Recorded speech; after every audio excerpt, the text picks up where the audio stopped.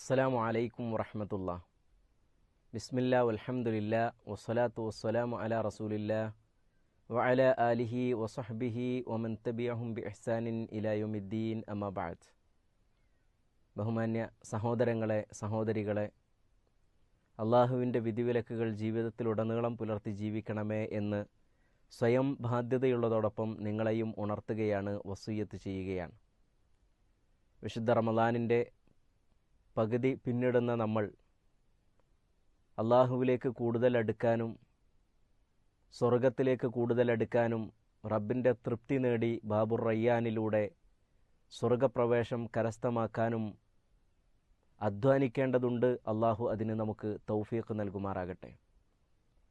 ഈ റമളാനിൻ്റെ ദിനരാത്രങ്ങളിൽ നരകത്തിൽ നിന്ന് മോചിതരാകുന്ന സ്വർഗത്തിൽ പ്രവേശിക്കുന്നവരുടെ കൂട്ടത്തിൽ നമ്മളും നമ്മുടെ കുടുംബാംഗങ്ങളും മാതാപിതാക്കളും എല്ലാം ഉൾപ്പെടുമാറാകട്ടെ. സഹോദരന്മാരെ, നമ്മൾ പഠിച്ചുകൊണ്ടിരിക്കുന്നത് മയ്യത്ത് സംസ്കരണവുമായി ബന്ധപ്പെട്ട ചില കാര്യങ്ങളാണ്.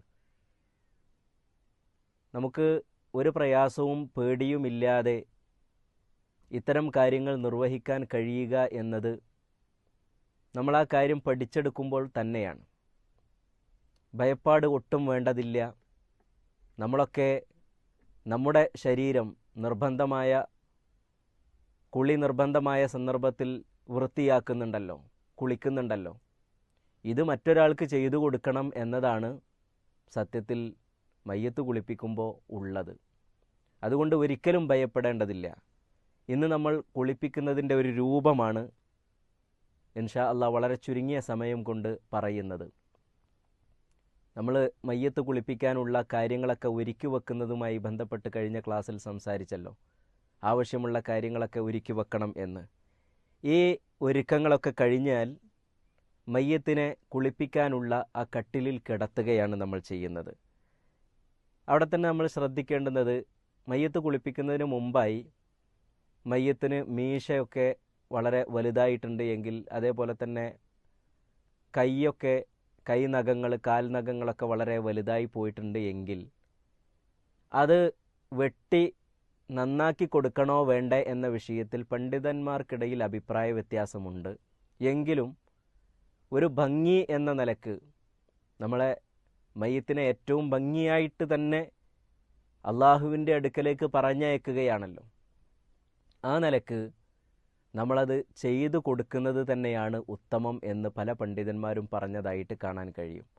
അതുകൊണ്ട് മയ്യത്തിൻ്റെ മീശയൊക്കെ അധികമായിട്ടുണ്ട് എങ്കിൽ മീശ വെട്ടുക, എന്നാൽ താടി വെട്ടരുത്. ഇപ്പോൾ സാധാരണയായിട്ട് നമ്മൾ കാണാറുള്ളത് മീശ വെട്ടുന്നതിനേക്കാൾ ഉഷാറായിട്ട് താടി വെട്ടി ചിലപ്പോൾ പറ്റ ഇല്ലാതാക്കി കുറ്റിയാക്കിയൊക്കെ കൊടുക്കുന്നതൊക്കെ കാണാൻ കഴിയും. ഒരിക്കലും അങ്ങനെ ചെയ്യരുത്. താടി എത്രയാണോ ഉള്ളത് അതങ്ങനെ തന്നെ നിൽക്കട്ടെ.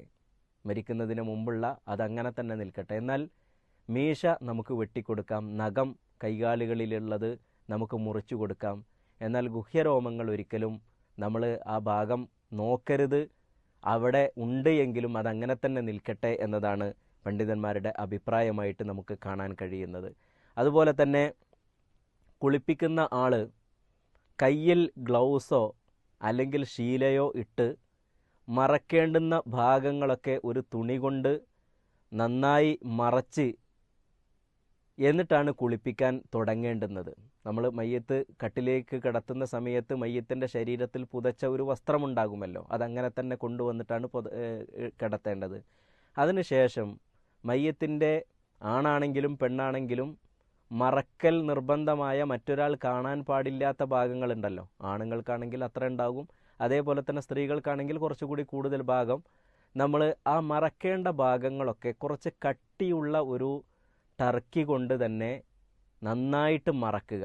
കഴിയുമെങ്കിൽ അത് അപ്പുറത്തേക്കും ഇപ്പുറത്തേക്കും, അഥവാ നമ്മൾ മയ്യത്തിനെ അപ്പുറത്തേക്കും ഇപ്പുറത്തേക്കും തിരിച്ച് കിടത്തുന്ന സമയത്ത് പോലും ശരീരം കാണാത്ത രൂപത്തിൽ വേണം അതിടാൻ. അത് ഉടുപ്പിച്ചു കൊടുക്കാൻ കഴിയുമെങ്കിൽ അങ്ങനെ ചെയ്താലും ഒരു പ്രശ്നമില്ല. അല്ലെങ്കിൽ രണ്ട് ഭാഗത്തേക്കും മാറ്റി വെക്കുകയാണെങ്കിൽ നന്നായി ചെയ്യേണ്ടതുണ്ട്. അപ്പുറത്തേക്കും ഇപ്പുറത്തേക്കും മറിഞ്ഞ് നിൽക്കുന്ന രൂപത്തിൽ തന്നെ ചെയ്യേണ്ടതുണ്ട്. അങ്ങനെ അത് പുതച്ചു കൊടുത്തതിന് ശേഷം, അത് ഇട്ട് കൊടുത്തതിന് ശേഷം, അതുവരെ നമ്മൾ മയ്യത്തിൻ്റെ മുകളിൽ ഇട്ടിരുന്ന ആ ഒരു വസ്ത്രമുണ്ടല്ലോ, ശരീരം മുഴുവൻ മൂടുന്നത്, അത് ഇങ്ങോട്ട് ഊരി എടുക്കേണ്ടതുണ്ട്. ഇങ്ങോട്ട് മുകളിലിട്ട ആ ടർക്കിയുടെ ഉള്ളിലൂടെ അത് നമ്മൾ ഇങ്ങോട്ട് ഊരിയെടുക്കുക. അതിനുശേഷം മയ്യത്തിനെ ഒരാൾ താങ്ങി ഇരുത്തുക. അത് വളരെ പ്രാധാന്യമുള്ള ഒരു കാര്യമാണ്. അത് മയ്യത്തിൻ്റെ പുറം ഭാഗത്ത് ഇങ്ങനെ കൈ വെച്ചുകൊണ്ട് നമ്മളിങ്ങനെ താങ്ങി നിർത്തുക. ഇപ്പോൾ വലിയ തടിയൊന്നും ഇല്ലാത്തൊരു മനുഷ്യരൊക്കെയാണ് എങ്കിൽ ഒരാൾ തന്നെ ഇടത്തെ കൈകൊണ്ട് ഇങ്ങനെ താങ്ങി നിർത്തിയിട്ട് വലത്തെ കൈകൊണ്ട് മയ്യത്തിൻ്റെ നെഞ്ച് ഭാഗത്തിൻ്റെ തൊട്ട് താഴെ നിന്ന് വയറിൻ്റെ ഏറ്റവും മുകൾ ഭാഗത്ത് നിന്ന് ഈ ഭാഗം കൊണ്ട് താഴോട്ട് ഒരല്പം ശക്തിയായിട്ട് ഒഴിഞ്ഞ് കൊണ്ടുപോവുക. ഒരല്പം താഴോട്ട് ശക്തിയായി ഒഴിഞ്ഞു കൊണ്ടുപോവുക. ഇതാണ് മയ്യത്തിൻ്റെ വയറ് ഞെക്കി ഒഴിഞ്ഞു കൊണ്ടുപോകുന്ന ഈ ഒരു രൂപം. ഇത് പലപ്പോഴും നമ്മുടെ നാടുകളിൽ കാണാറുള്ള ഒരു രൂപം. മയ്യത്തിൻ്റെ വയറ് വെച്ച് ഇങ്ങനെ നന്നായി പ്രസ് ചെയ്ത് അങ്ങനെ ഒന്നും ചെയ്യരുത്, അങ്ങനെ നമ്മളിങ്ങനെ മാവൊക്കെ കുഴക്കുന്ന രൂപത്തിൽ അങ്ങനെ ചെയ്യുന്നത് കണ്ടിട്ടുണ്ട് എന്നതുകൊണ്ടാണ് അങ്ങനെ പറയുന്നത്. പലരും അങ്ങനെ പറയുന്നതും കണ്ടിട്ടുണ്ട്. ഒരിക്കലും അത് ചെയ്യരുത്. നമ്മൾ കയ്യിൻ്റെ ഈ ഭാഗം വെച്ചുകൊണ്ട് രണ്ട് നെഞ്ചുകളും കൂടുന്ന ഈ ഒരു നടുഭാഗമുണ്ടല്ലോ, അവിടെ നിന്ന് താഴോട്ട് ഇങ്ങനെ ഒഴിഞ്ഞു കൊണ്ടുപോവുക എന്നതാണ് ഏറ്റവും ശരിയായിട്ടുള്ള രൂപം.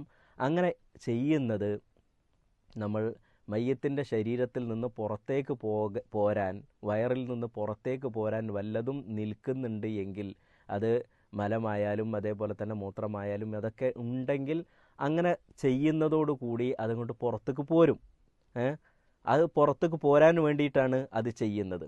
അങ്ങനെ നജസ്സുകൾ വല്ലതും പുറത്ത് വരുന്ന ഒരു രൂപമുണ്ടെങ്കിൽ, അതിപ്പോൾ നമ്മൾ കണ്ടാലും ശരി കണ്ടിട്ടില്ലെങ്കിലും ശരി, നന്നായിട്ട് വെള്ളം ഇങ്ങനെ ഒഴിച്ചു കൊടുക്കുക ആ സമയത്ത്.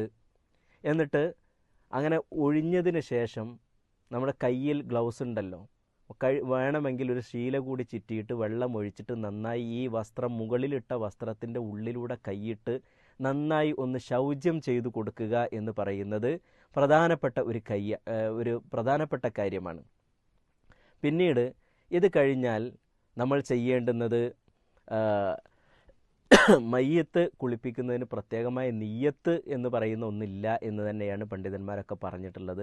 നമ്മൾ വുളു എടുക്കുമ്പോൾ നമുക്ക് നിയ്യത്ത് വേണം. അതൊരു ഇബാദത്ത് എന്നുള്ള നിലക്കാണ്. ഇതും നിയ്യത്ത് ഇബാദത്ത് തന്നെയാണ്. നമ്മൾ കുളിക്കുന്ന സമയത്ത് നമുക്ക് നിയ്യത്ത് വേണം. എന്നാൽ ഇത് മഅഖൂലുൽ മഅന എന്ന് നമ്മൾ പറയുന്ന ഒരു ശുദ്ധീകരണം എന്നത് നമുക്കറിയാമല്ലോ. ശുദ്ധീകരിക്കുക എന്നൊരു നിയ്യത്ത് തന്നെയാണ് അവിടെ ഉണ്ടാകേണ്ടത്. അതല്ലാത്ത പ്രത്യേകം ഒരു നിയ്യത്ത് ഇല്ല എന്ന് നമ്മൾ മനസ്സിലാക്കുക. എന്നിട്ട് മയ്യത്തിനെ കിടത്തി ഒരല്പം ചെരിച്ച് കിടത്തിക്കൊണ്ട് നമ്മുടെ കൈവിരലിൽ ഗ്ലൗസ് ഇട്ടിട്ടുണ്ടെങ്കിലും ചെറിയൊരു ശീലക്കഷ്ണം ചുറ്റിയിട്ട് മയ്യത്തിൻ്റെ വായിൽ കൈയിട്ട് ഈ വിരൽ ഉള്ളിലേക്ക് പ്രവേശിപ്പിച്ചുകൊണ്ട് ഒന്നിങ്ങനെ പല്ല് തേപ്പിച്ച് കൊടുക്കുക. നമ്മളിപ്പോൾ ഒളു എടുക്കുകയാണെന്നുണ്ടെങ്കിലും പല്ല് തേക്കൽ സുന്നത്താണല്ലോ ഒളു എടുക്കുന്നതിന് മുമ്പ്. ഇതേപോലെ തന്നെ ഒന്ന് പല്ലൊക്കെ ഒന്ന് വൃത്തിയാക്കി കൊടുക്കുക.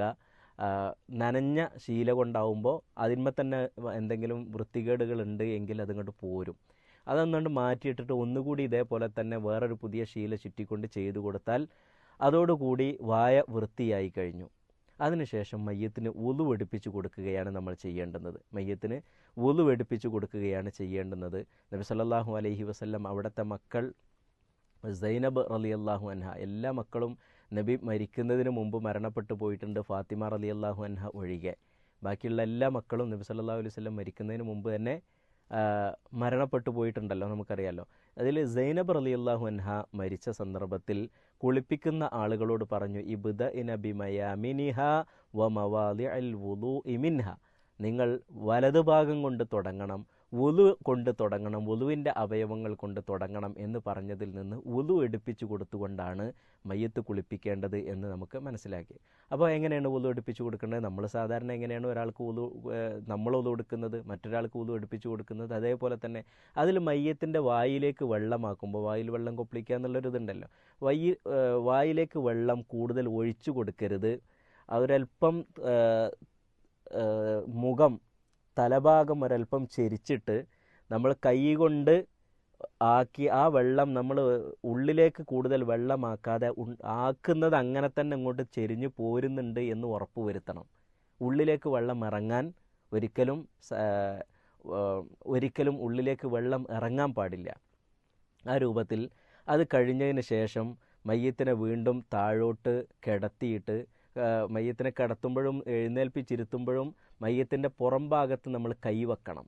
കൈവെക്കുമ്പോഴാണ് നമുക്ക് നന്നായിട്ട് ഒരാശ്വാസത്തിൽ കിടത്താൻ കഴിയുന്നതും പിടിച്ചു നിർത്താനൊക്കെ കഴിയുന്നതും. അങ്ങനെ ചെയ്ത് കഴിഞ്ഞാൽ പിന്നീട് മയ്യത്തിൻ്റെ തല നന്നായിട്ട് സോപ്പോ അതേപോലെ തന്നെ ഷാമ്പുവോ ഒക്കെ ഉപയോഗിച്ച് നന്നായിട്ട് വെള്ളവും സോപ്പും ഉപയോഗിച്ച് കഴുകി വൃത്തിയാക്കുക എന്നതാണ്. നന്നായിട്ട് കഴുകി വൃത്തിയാക്കുക. അതിനുശേഷം പിന്നെ തലമുടിയൊക്കെ വൃത്തിയാക്കിയതിന് ശേഷം മുഖവും മറ്റുമൊക്കെ വൃത്തിയാക്കണം. ആ സമയത്ത് മൂക്കിലൂടെയോ വായിലൂടെയോ വെള്ളം അകത്ത് കയറാതിരിക്കാൻ നമ്മൾ ശ്രദ്ധിക്കേണ്ടതുണ്ട്. രണ്ട് ഭാഗത്തുകൂടെയും വെള്ളം അകത്ത് കയറാതിരിക്കാൻ ശ്രദ്ധിക്കേണ്ടതുണ്ട്. അത് കഴിഞ്ഞാൽ പിന്നെ തല മുതൽ തന്നെ വലതുഭാഗം വെള്ളം ഒഴിച്ച് നന്നായിട്ട് സോപ്പിട്ട് കഴുകുക. വലതുഭാഗം അതേപോലെ തന്നെ ഈ സൈഡ് ഭാഗവുമൊക്കെ കാലിൻ്റെ വിരൽ വരെ അടിഭാഗം വരെ തല മുതൽ നന്നായി കഴുകുക. തല നമ്മൾ നേരത്തെ കഴുകി വെച്ചിട്ടുണ്ടല്ലോ, അതുകൊണ്ട് അങ്ങനെ വെള്ളം ഒഴിച്ചു പോയാൽ മതി. എന്നാൽ കഴുത്ത് മുതൽ താഴോട്ടുള്ള ഭാഗം നന്നായി കഴുകുക. പിന്നീട് ഇടത്തോട്ട് മയ്യത്ത് ഒരല്പം ചെരിച്ച് പിടിച്ചിട്ട് പുറം ഭാഗവും വലതുഭാഗം നന്നായിട്ട് കഴുകണം. നമ്മുടെ പിറകു ഭാഗവും വലതുഭാഗം വെള്ളമൊഴിച്ച് സോപ്പെടുത്ത് നന്നായിട്ട് കഴുകുക. ആ സമയത്തൊക്കെ നമ്മുടെ ഈ ഗുഹ്യഭാഗങ്ങളിലൂടെ കടന്നു പോകുമ്പോൾ അവിടെ നമ്മൾ ടർക്കി ഇട്ടൊക്കെയാണല്ലോ, അപ്പോൾ ആ സ്ഥലത്തൊക്കെ നമ്മൾ ഈ ഗ്ലൗസ് ഇട്ട കൈ കൊണ്ട് സോപ്പും അതേപോലെ തന്നെ വേണമെങ്കിൽ ഒരു തോർത്തൊക്കെ കയ്യിൽ ശീലയൊക്കെ കയ്യിൽ ചുറ്റിയിട്ട് നന്നായി രണ്ട് കാലുകളുടെയും ഇടയിലൂടെ കൈ ഇട്ട് നന്നായിട്ട് വൃത്തിയാക്കിയിട്ട് വേണം ഓരോ തവണയും ഇങ്ങനെ പോകാൻ. അങ്ങനെ വീണ്ടും മയ്യത്തിനെ അവിടെ കിടത്തിയിട്ട് വലതു ഭാഗത്തേക്ക് ഒരല്പം ചെരിക്കുക. ഇനി ചെരിച്ചിട്ടില്ലെങ്കിൽ തന്നെ ആ നേരെ കിടത്തിയിട്ട് ഇടതു ഭാഗം തല മുതൽ കാൽവിരലുകൾ വരെ കാലിൻ്റെ അടി വരെ വെള്ളമൊഴിച്ച് നന്നായി വൃത്തിയായിട്ട് കഴുകുക. വലത്തോട്ട് ഒരല്പം ചെരിച്ച് കിടത്തിയിട്ട് ഇടത്ത് ഭാഗത്ത് അടിഭാഗം പിൻഭാഗം നന്നായി ഇതേപോലെ തന്നെ കഴുകുക, വൃത്തിയായിട്ട് കഴുകുക. അപ്പോൾ ഒരു വട്ടം ശരിക്കും ഇങ്ങനെ കുളിപ്പിക്കുന്നതോട് കൂടി തന്നെ മയ്യത്ത് നന്നായിട്ട് വൃത്തിയായി കഴിഞ്ഞു. ഇനി സാധാരണ നിലക്ക് മയ്യത്തിൻ്റെ ഉള്ളിൽ നിന്ന് പ്രത്യേകിച്ച് നമുക്ക് ഒന്നും കാണുന്നില്ല എങ്കിൽ വൃത്തിയായി എന്ന് തന്നെയാണ് നമ്മൾ മനസ്സിലാക്കേണ്ടത്. ഇനി എന്ത് ചെയ്താൽ മതി? മയ്യത്തിനെ ശരിക്ക് നേരെ തന്നെയാണല്ലോ നമ്മൾ കിടത്തിയിട്ടുള്ളത്. തല മുതൽ കാല് വരെ ഇങ്ങനെ വെള്ളം ഒഴിച്ച് കൈ കൊണ്ട് ഇങ്ങനെ ഉരതിയാൽ മതി. നമ്മൾ സോപ്പൊന്നും എടുക്കേണ്ട ആവശ്യമില്ല, കാരണം സോപ്പൊക്കെ ഇട്ട് നമുക്ക് നന്നായിട്ട് കുളിപ്പിച്ച് കഴിഞ്ഞിട്ടുണ്ട്. ഇനി കൈ കൊണ്ട് വെള്ളം ഇങ്ങനെ ഒഴിച്ച് കപ്പ് കൊണ്ട് വെള്ളം ഇങ്ങനെ ഒഴിച്ചുകൊണ്ട് അങ്ങനെ താഴെ വരെ ഇങ്ങനെ ഒഴിച്ച് ഇതാക്കാം വലതുഭാഗം. വീണ്ടും ഇടതുഭാഗത്തേക്ക് ഒരല്പം ചെരിച്ച് കിടത്തി പിൻഭാഗവും ഇതേപോലെ തന്നെ വെള്ളം ഒഴിച്ച് ഇങ്ങനെ കഴുകി പോവുക. അതേപോലെ തന്നെ വലതുഭാഗത്തേക്ക് തിരിച്ച് കിടത്തുന്നതിന് മുന്നേ നമ്മൾ നേരത്തെ തന്നെ കിടത്തിയിട്ട് ഇടത്തെ ഭാഗം ഇതേപോലെ നന്നായി വൃത്തിയായിട്ട് നമ്മൾ കഴുകുക. തല മുതൽ കാല് വരെ ഇങ്ങനെ കൈകൊണ്ട് അങ്ങനെ ഉരതി പോയാൽ മതി. വെള്ളം ഒഴിക്കുന്നതിൻ്റെ കൂടെ ഇങ്ങനെ കൈ ഇങ്ങനെ ചലിപ്പിച്ച് പോയാൽ മതി.